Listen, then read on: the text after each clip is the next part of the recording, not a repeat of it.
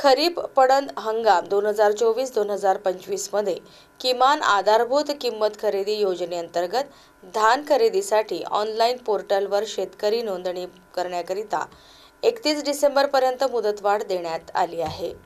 आमदार सुधीर मुनगंटीवार यांच्या मागणीची दखल घेत हा निर्णय घेण्यात आला आहे।